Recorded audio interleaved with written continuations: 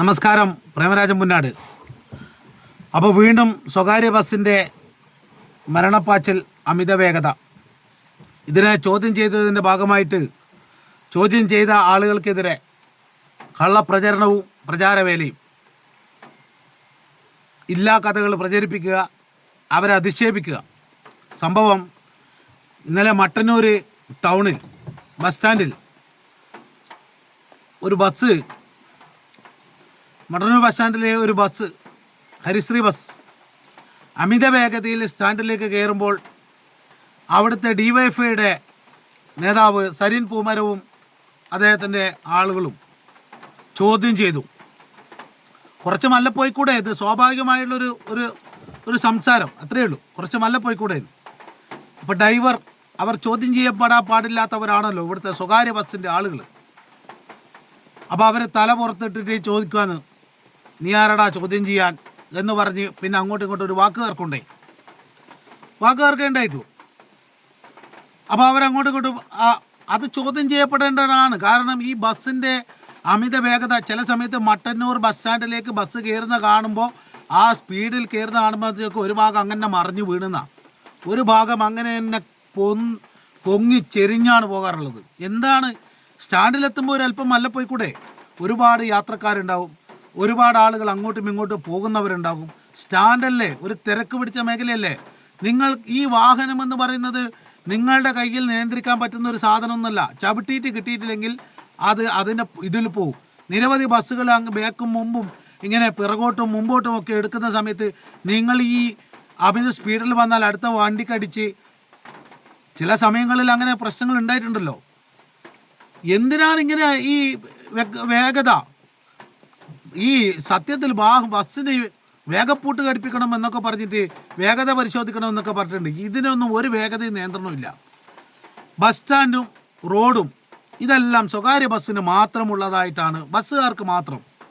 ബാക്കിയുള്ള വാഹനങ്ങളൊന്നും പോകണ്ട, ബാക്കിയുള്ള ജനങ്ങൾ നടന്നും പോകണ്ട.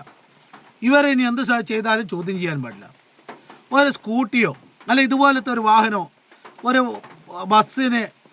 ഒരു ബസ് ഓവർടേക്ക് ചെയ്താൽ ചില സമയത്ത് അവരുടെ ആ സ്പീഡിൻ്റെ ഇതിൽ അത് പറന്നുപോയോ, ഇത് കാറ്റത്ത് പറന്നുപോയോ എന്ന് തോന്നുന്ന രീതിയിലേക്കാണ് വരുന്നത്. എന്തൊരവസ്ഥയാണ്! എന്നിട്ട് നിയന്ത്രിക്കാൻ പറ്റാത്ത രീതിയിൽ അപകടം സംഭവിച്ചിട്ട് പിന്നെ വിലപിച്ചിട്ട് കാര്യമുണ്ടോ? ആ ബസ്സിലെ ഡ്രൈവറും ആ ബസ്സിലെ തൊഴിലാളികളും അവരുടെ ജീവനും പ്രധാനമാണ്. ബസ്സിലുള്ള യാത്രക്കാർ കുറേ ആളുകൾ ചോദ്യം ചെയ്യപ്പെടുമ്പോൾ അവരുടെ സ്വാർത്ഥരായിട്ട് അവരുടെ സ്വന്തം കാര്യം മാത്രം. ബസ്സിൽ ഇരിക്കുന്ന ആളുകൾ സപ്പോർട്ട് ചെയ്യാതെ നിൽക്കുന്ന ആളുകളുണ്ട്. എന്തെങ്കിലും ചോദ്യം ചെയ്താൽ നിങ്ങൾ ഓർക്കേണ്ടത്, നിങ്ങളുടെ ജീവനും അപകടത്തിലാവും. നടന്നു പോകുന്ന യാത്രക്കാരൻ മാത്രമല്ല, ബസ്സിനെ പേടിച്ചിട്ട് നടന്നു പോകാൻ പറ്റില്ല, ചെറുകിട വാഹനങ്ങൾക്ക് പോകാൻ പറ്റുന്നില്ല. എന്നിട്ട് അതിനെ ചോദ്യം ചെയ്യാൻ വേണ്ടിയിട്ട് സരിൻ പൂമരവും അവിടുത്തെ ഡിവൈഎഫ്ഐയുടെ ചുണക്കുട്ടികളും മട്ടന്നൂരിലെ ഡിവൈഎഫ്ഐയുടെ പ്രവർത്തകർ ചോദ്യം ചെയ്യപ്പോൾ അവർക്കെതിരെ ഇവരുടെ വകയൊരു ഒരു പോസ്റ്റർ പ്രചരണവും കള്ളപ്രചരണവും. ഇവരെ തൊഴിലാളികളെ ആക്രമിക്കാൻ വെറുതെ ഒന്നും ആരും പോയിട്ട് ആക്രമിക്കുന്നില്ലല്ലോ. കൃത്യമായ നല്ല നിലയിൽ തൊഴിൽ ചെയ്തിട്ടില്ലെങ്കിൽ അക്രമം ഉണ്ടാവും. കൃത്യമായ നിലയിൽ ചെയ്യേണ്ടതുപോലെ ചെയ്തില്ലെങ്കിൽ തൊഴിലാളികളെ ആക്രമിച്ചു. പിന്നെ പെട്ടി താങ്ങിയിട്ടുണ്ട് അവർ. പൊതിച്ചോറിൻ്റെ പെട്ടി, മെഡിക്കൽ കോളേജിലെ പൊടിച്ചോറിൻ്റെ, ജില്ലാ ഹോസ്പിറ്റലിലെ പൊടിച്ചോറിൻ്റെയും കെട്ടികൾ താങ്ങിയിട്ട് തന്നെ അവർ ഇന്ന്, അതുപോലെ തന്നെ നാട്ടിലെ പല ആവശ്യങ്ങൾക്ക് വേണ്ടിയിട്ടുള്ള പെട്ടികൾ താങ്ങി അങ്ങനെ പ്രവർത്തിച്ച് വന്നവരാ. ഇതുപോലെ തോന്നിവാസം കാണിക്കുന്നവനെ നിലക്ക് നിർത്താൻ വേണ്ടിയിട്ടുള്ള പെട്ടിയും താങ്ങിയിട്ട്. അങ്ങനെ ഒരു ഡിവൈഎഫ്ഐൻ്റെ നേതാവിനെ പെട്ടി താങ്ങി എന്നൊക്കെ പറഞ്ഞിട്ട് സ്വകാര്യ ബസ്സുകാർക്ക് എന്തും കാണിക്കാം. പിന്നെ നിങ്ങളെ കുറേ ആൾ പിന്തുണക്കുന്നത് ചിന്തിക്കുന്നില്ലേ? അതൊക്കെ വെറുതെയാ.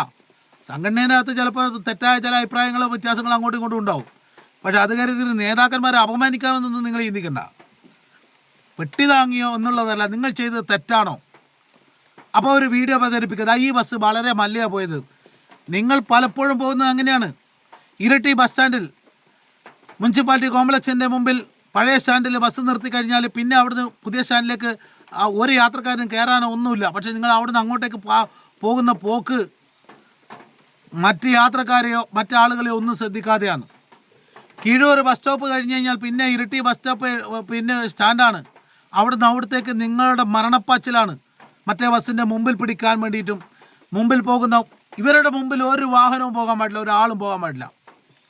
സ്വകാര്യ ബസ്സിൻ്റെ മുമ്പിൽ ചെറുകിട വാഹനങ്ങൾ ഒന്നും പോകാൻ പാടില്ല.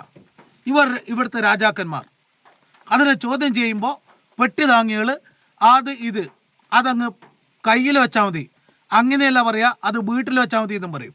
അപ്പം അതുകൊണ്ട് DYFIയുടെ ചുണക്കുട്ടികൾ, മട്ടന്നൂരിലെ DYFIയുടെ ചുണക്കുട്ടികൾ, സരിൻ പൂമരം ഉൾപ്പെടെയുള്ള ആളുകൾക്ക് ഒരു വലിയ സല്യൂട്ട്, അഭിവാദ്യങ്ങൾ. ഇത് തുടരണം. നിങ്ങൾ ഇവരുടെ മരണപ്പാച്ചൽ നിർത്തണം, വേഗത കുറയ്ക്കാനുള്ള നടപടികൾ സ്വീകരിക്കണം. അതിന് എല്ലാ പിന്തുണയും DYFIക്ക്